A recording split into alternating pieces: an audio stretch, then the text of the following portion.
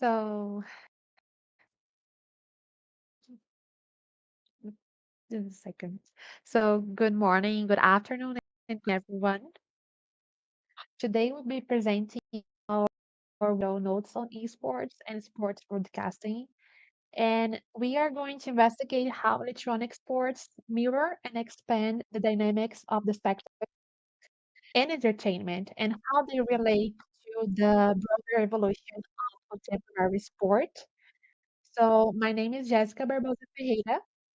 And this research is being developed in collaboration with Professor Larissa Jensen Vilarinho and Professor Wanderley Marchi Júnior.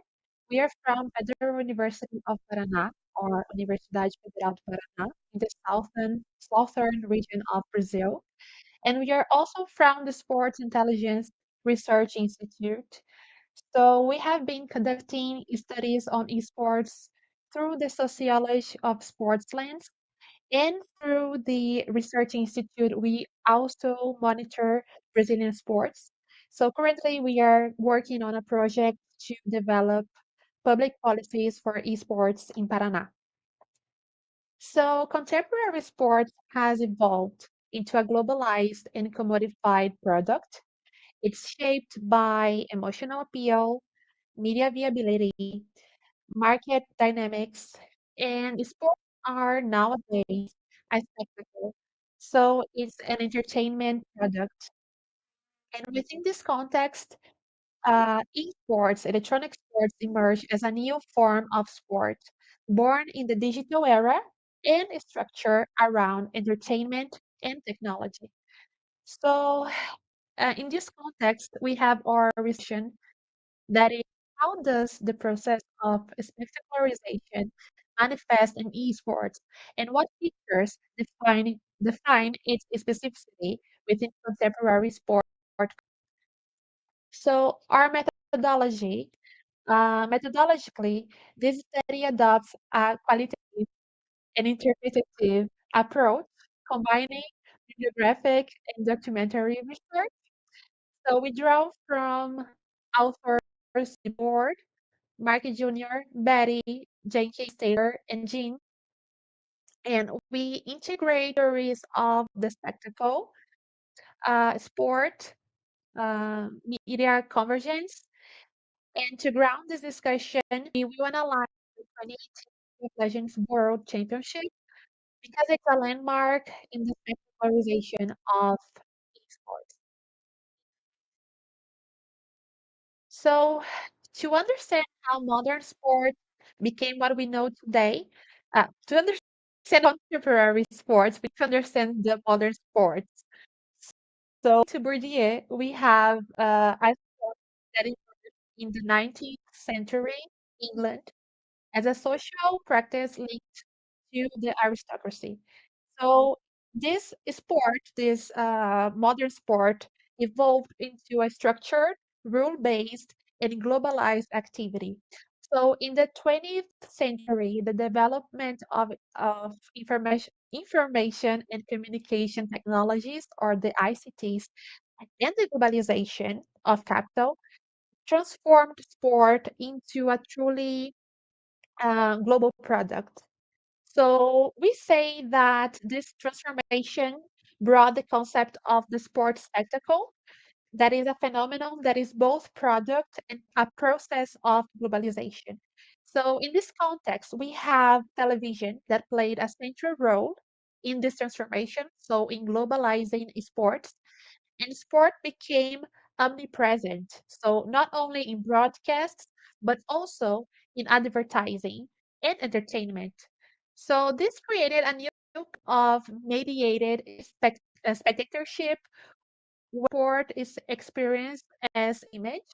And this is why we use the board in this study, because his theory helps explain this dynamic. So in a consumer society, all relationships are mediated by images, and the spectacle unites people under the economy, but also separate them socially. And sport perfectly embodies this logic. So these five dimensions of contemporary sport, and we say that sport can take on different meanings depending on the contexts. So according to Marchi Júnior, we have the contemporary sport that is based on five dimensions. And these five dimensions are located within macro-social structures, defining it as a complex phenomenon. So sport is positioned at the center and intersects with other dimensions and vice versa. So we have emotion, aesthetics, ethics, entertainment, and education, and all they are all related to sport. Sport nowadays can't exist without these dimensions. So entertainment, that is the fourth dimension and focus of our work, understands sport as a spectacle.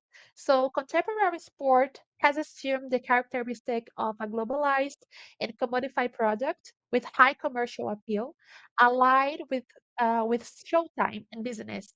So sport undergoes several stages to become an entertainment or a spectacle. And these stages, Marquis Jr. says they are amateurism, institutionalization, professionalization, and commodification that we are going to see later. So we have television, like we said already, and mass communication as central to spectacularizing sport, and because it allowed the competitions to reach global audiences. So this process detached sport from its local roots and transformed sports into an universal and marketable image. So sports becomes called an aseptic product. So it's clean, it's global, and it's endlessly reproducible for consumption. In this context, we have esports, a new sporting phenomenon. So it's a sport that emerges in a globalized world, and it has the same structures as the contemporary sports. So it has emotion, ethics, aesthetics, and entertainment as well.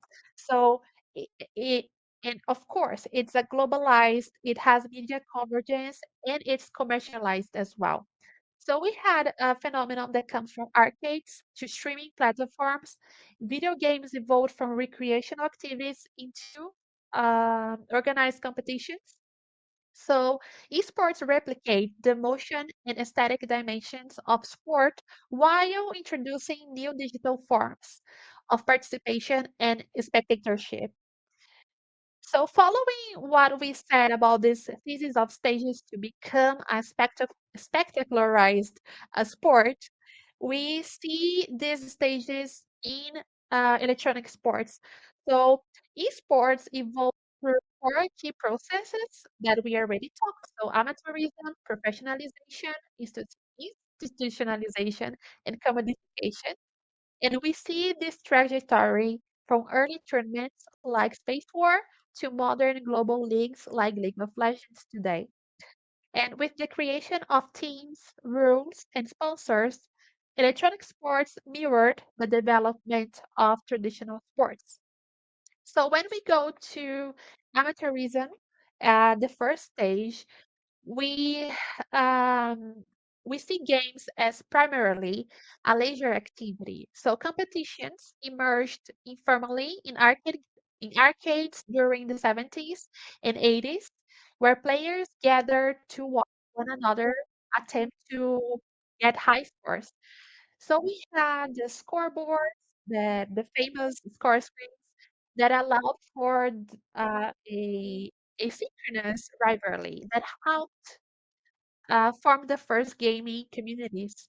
So events such as the Space War Tournament or the National Space Invaders Championship attract players that were motivated by intrinsic enjoyment rather than financial gain.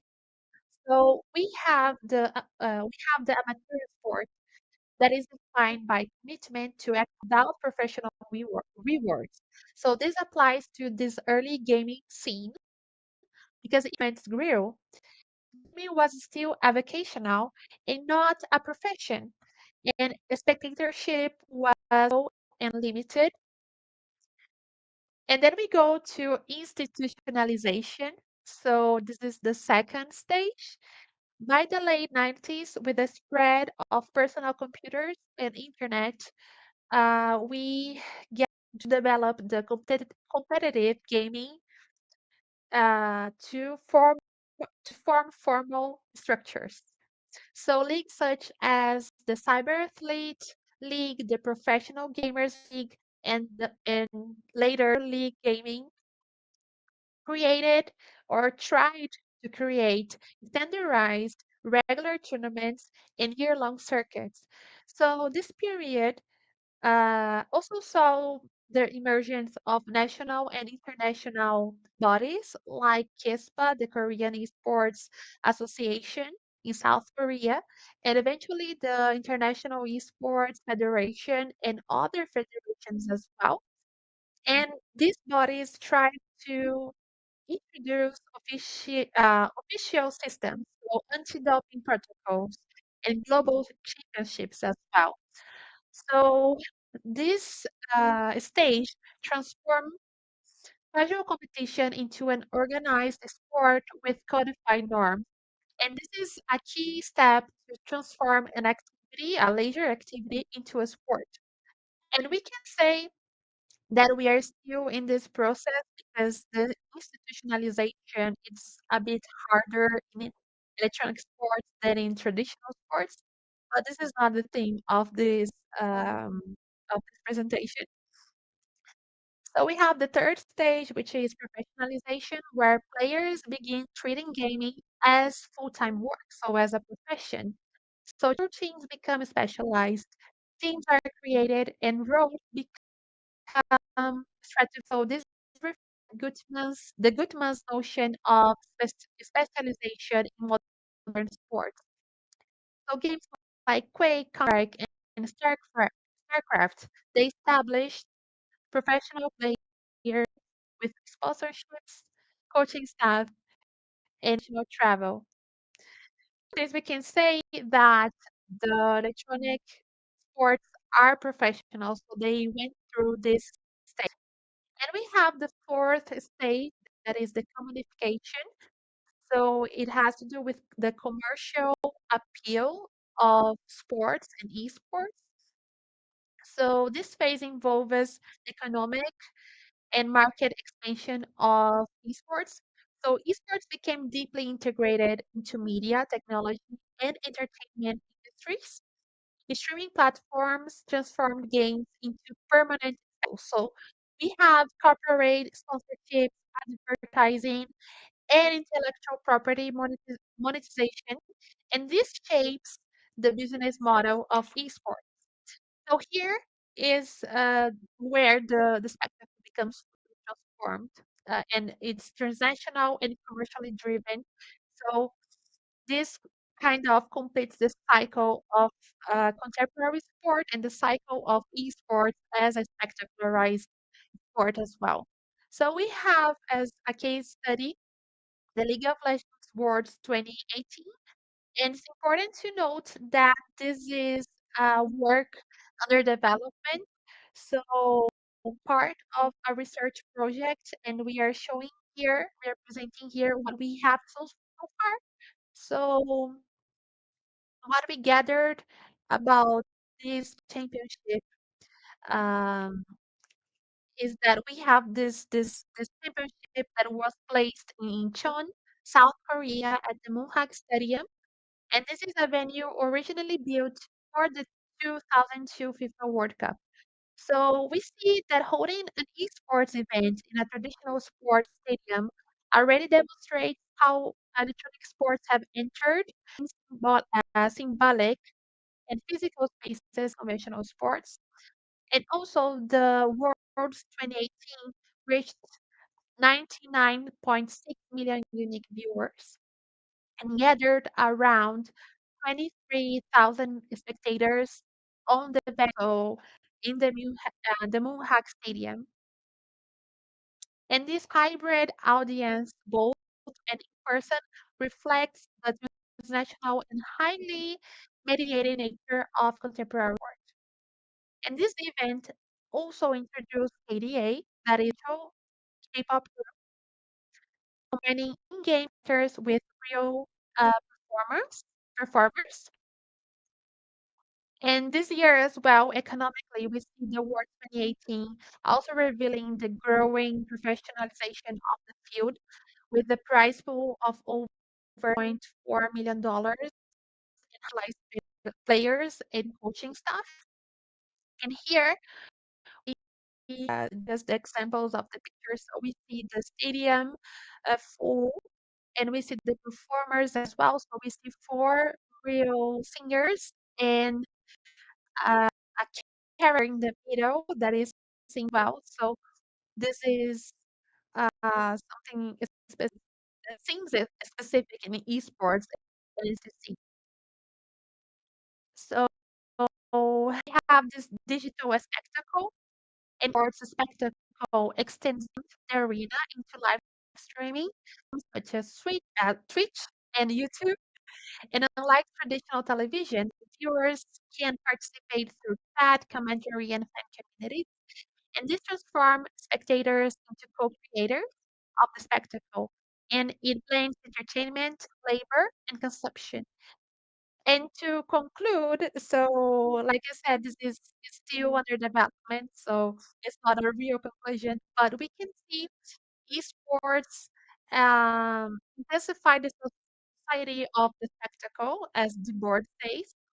So esports exemplify the intensification of this spectacle. They merge sport, media, and technology into one single cultural and economic phenomenon. And unlike traditional sports, electronic sports rely on participatory culture with co-construct meaning.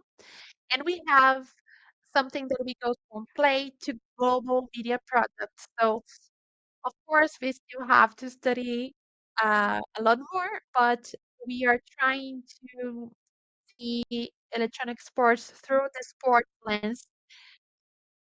So thank you for watching. We have our references here with the QR code, and you have as well our email and information.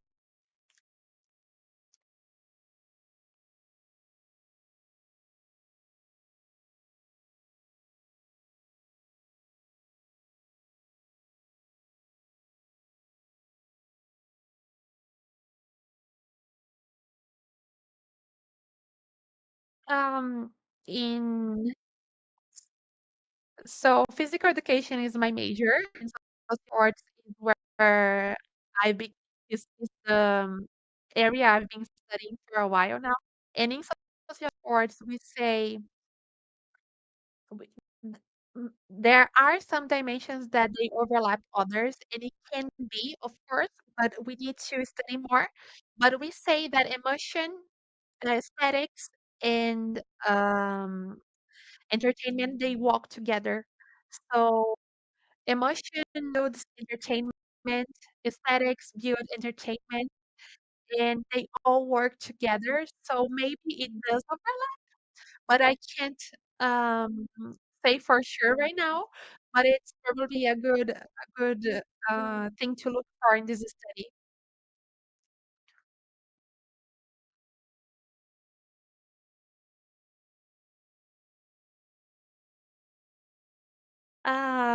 I don't think so. It happened in Formula One as well with Hamilton winning seven championships as well. So they are probably going to need to change the rules in League of Legends to keep the spectatorship high because it's actually getting low with every year, and it can be with the fact it can be with the fact that the Asians are better than everyone else. So yes.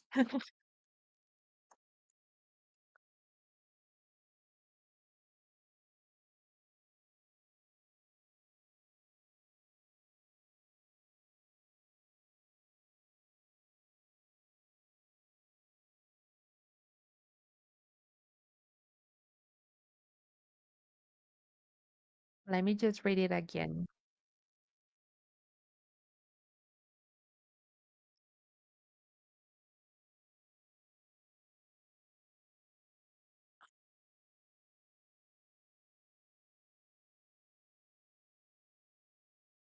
Honestly, I don't know. This is a question that I need to get through.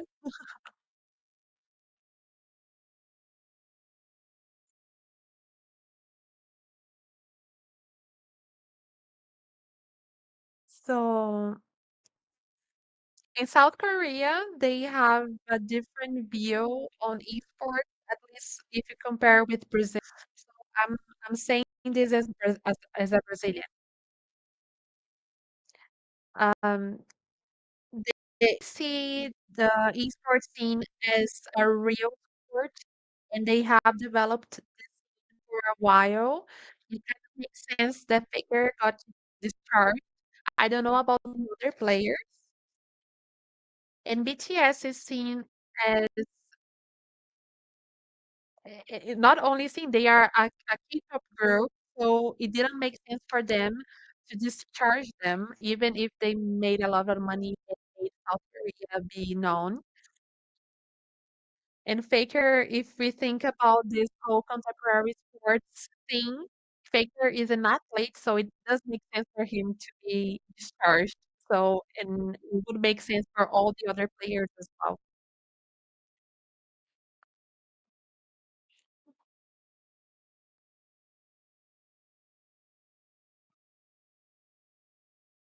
Okay.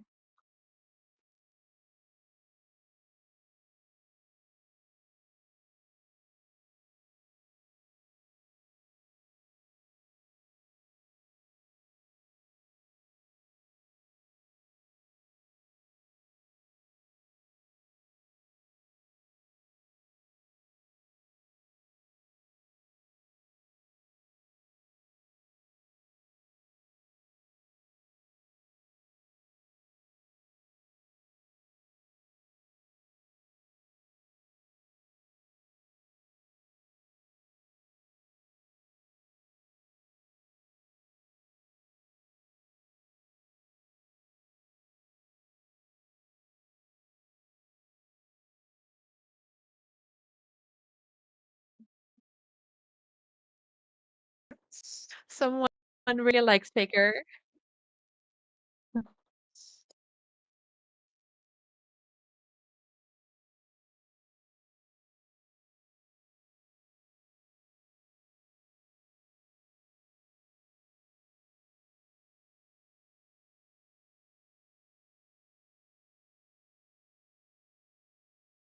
No.